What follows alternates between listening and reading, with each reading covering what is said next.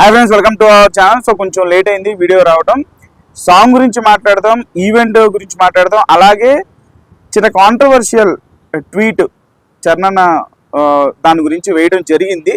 So first of all Bhopal event అయితే అసలు massive success. అసలు నిన్న మీరు ఆ ఈవెంట్ చూసే ఉంటారు కదా అందరూ. అసలు ఏంటి ఆ జనం ఏంటి, ఏదో ఆంధ్రాలో తెలంగాణలో ఎక్కడైనా ఈవెంట్ పెడితే మన హీరోలకు వచ్చినట్టు వచ్చారు. అంటే రామ్ చరణ్ అనేటువంటి వ్యక్తికి ఆఫ్టర్ బిఫోర్ ట్రిపుల్ ఆర్ కూడా ఉంది. ఆయన ఎప్పుడో జంజీర్లోనే ఎంట్రీ ఇచ్చాడు. తర్వాత ఆయన సినిమా డబ్ అయింది. ధృవ కావచ్చు, మగధీర కావచ్చు, ఇంకా చాలా సినిమాలు, రంగస్థలం కూడా డబ్ అయింది. ఇంకా చాలా సినిమాలు చూస్తున్నారు ఆడియన్స్. ఒక ప్రాపర్ పాన్ ఇండియా సినిమా అంటే ట్రిపుల్ ఆర్ అని చెప్పేసి అనుకోవాలి. ఆ సినిమా తర్వాత ఇంకా రామ్ చరణ్ గారికి నెక్స్ట్ లెవెల్ ఆఫ్ క్రేజ్ పెరిగిపోయింది. దానికి నిదర్శనమే నిన్న జరిగినటువంటి ఈవెంట్, మ్యాసివ్ ఈవెంట్. అసలు ఒక జన సముద్రం లాగా అనిపించింది ఆ ఈవెంట్ అంతా కూడా, ఎలక్ట్రిఫైయింగ్. ఇంకా దాంట్లో ఐటమ్ సాంగ్ పాడినటువంటి విధానం కావచ్చు, అది కాసేపు పక్కన పెడితే మస్సా ట్రాక్ అయితే అసలు మొత్తం ఊగిపోయారు ఫ్యాన్డమ్ మొత్తం. రామ్ చరణ్ ఫ్యాన్స్ అందరూ కూడా సోషల్ మీడియాలో నెక్స్ట్ లెవెల్ వైబ్ అయ్యారు. అసలు ఆ సాంగ్ ఎప్పుడు వస్తుందని చెప్పేసి ఎదురు చూస్తున్నారు. ఇంకా ఐటమ్ సాంగ్ చెప్పేది ఏముంది, చాలా వెరైటీగా ఉంది ఐటమ్ సాంగ్. ఇటు మెలడీ కైండ్ ఆఫ్ మధ్యలో ఫీల్ వస్తుంది జాన్వీ కపూర్తో, అలాగే దీంట్లో కొంచెం పెప్పీ కైండ్ ఆఫ్ మ్యూజిక్ ఉంది. పైగా దీంట్లో ఒక దాన్ని ఏమంటారు, ఒక రారిస్టిక్ ఫీల్ కైండ్ ఆఫ్ ఇన్స్ట్రుమెంట్స్ కూడా ఉన్నాయి. అంటే ఏఆర్ రెహమాన్ గారు చాలా కొత్తగా దీన్ని, అంటే సిచ్యువేషన్ ఏదైనా సరే ఐటమ్ సాంగ్ అంటే ఇలాగే ఉంటుంది, ఐటమ్ సాంగ్ అంటే డప్పులు కొట్టేస్తారు, దానికి స్వస్తి పలుకుతా ఒక ప్రాపర్ ఏ సిచ్యువేషన్ తర్వాత ఈ సాంగ్ రాబోతుంది అన్న దానికి ఒక party mode kind of song ని కొట్టడం జరిగింది. రామ్ చరణ్ గ్రేస్ గాడు, ఇంకా ఆయన గురించి ఏం చెప్తాను, డాన్స్ ఇరక్కొట్టేశాడు. అసలు రామ్ చరణ్ డాన్స్ ని మ్యాచ్ కూడా చేయలేకపోయారు. నేను మన వీడియోలో కూడా చెప్పా, సుటియాస్ ని ఎందుకు తీసుకున్నారంటే రామ్ చరణ్ గారి డాన్స్ ని మ్యాచ్ చేసే డాన్సర్ ఉండాలి, ఎవరు పడితే తీసుకోకూడదు. జాన్వీ కపూర్ కూడా చాలా బాగా డాన్స్ చేస్తుంది, బట్ రామ్ చరణ్ అయితే అసలు తినేసాడు ఇద్దరిని. మొత్తం డామినేషన్ రామ్ చరణ్దే. సో అలా event success, song success, Massah success. అసలు నిజంగా చరణ్ అనే నా స్పీచ్లో కూడా చెప్పడం జరిగింది, నా లైబ్రరీలో ఎన్ని సినిమాలు ఉన్నా ఖచ్చితంగా పెద్ది మాత్రం నంబర్ 1 ఉంటుందని. ఇప్పటివరకు ఆయన మగధీర కూడా అలా చెప్పలేదు, రంగస్థలం కూడా అలా చెప్పలేదు, అలాగే ఆయన ఆర్ఆర్ఆర్ కూడా చెప్పలా.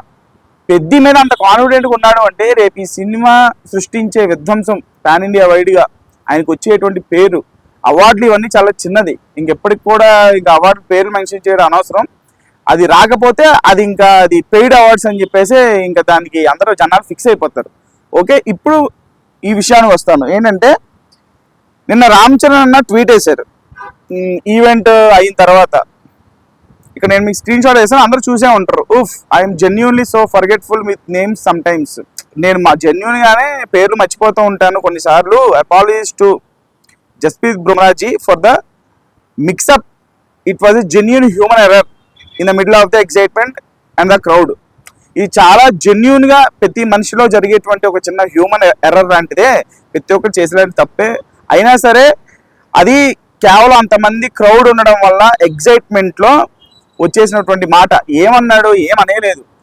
జస్ప్రీత్ బుమ్రా ఒక ర్యాపిడ్ ఫైర్ జరుగుతుంటే అందరు క్రికెటర్ల గురించి మాట్లాడుతుంటే, బికాజ్ ఇది స్పోర్ట్స్ కైండ్ ఆఫ్ సినిమా కాబట్టి అందరు క్రికెటర్స్ గురించి ఒపీనియన్ అడుగుతుంటే జస్ప్రీత్ బుమ్రా పేరు కూడా వచ్చింది.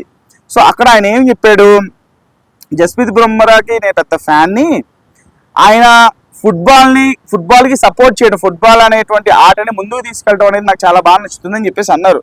యాక్చువల్గా జస్ప్రీత్ బుమ్రాకి ఫుట్బాల్ అంటే ఇష్టం. ఆ ఈవెంట్లో కూడా చాలా చోట్ల మనకి కనిపించాడు, దాన్ని డిఫెండ్ కూడా చేశారు ఫ్యాన్స్. సో యాక్చువల్గా ఇక్కడ రామ్ చరణ్ ఏమి జస్ప్రీత్ బుమ్రాని క్రికెటర్ కాదని చెప్పలేదు. ఆయన జెన్యూన్గానే ఆయన ఫుట్బాల్కి సపోర్ట్ చేస్తాడు అలా చెప్పాడు. కానీ ఇదే అసలు ఆయన సారీ చెప్పాల్సినటువంటి అవసరం కూడా లేదు. బట్ ఇక్కడే రామ్ చరణ్ అనే ఓడిని ప్రజలకి దగ్గర చేస్తుంది, ఆయన వ్యక్తిత్వం ఏంటి తెలియజేస్తుంది. ఇంటెన్షనల్గా అన్నా అన్ఇంటెన్షనల్గా అన్నా మనం ఒక మాట వదిలేసాం కాబట్టి, దానికి కట్టుబడి ఉంటాం కాబట్టి రామ్ చరణ్ అనేటువంటి వ్యక్తి, ఆయన వ్యక్తిత్వం ఏంటో ఇక్కడే తెలుస్తుంది. మరొకసారి ఐ ట్రూలీ రెస్పెక్ట్ యూ. నేను నిజంగా మిమ్మల్ని చాలా గౌరవిస్తున్నాను. And I'm a huge fan of your game. మీ ఆట అంటే నాకు చాలా ఇష్టం, నేను దానికి అభిమానిని.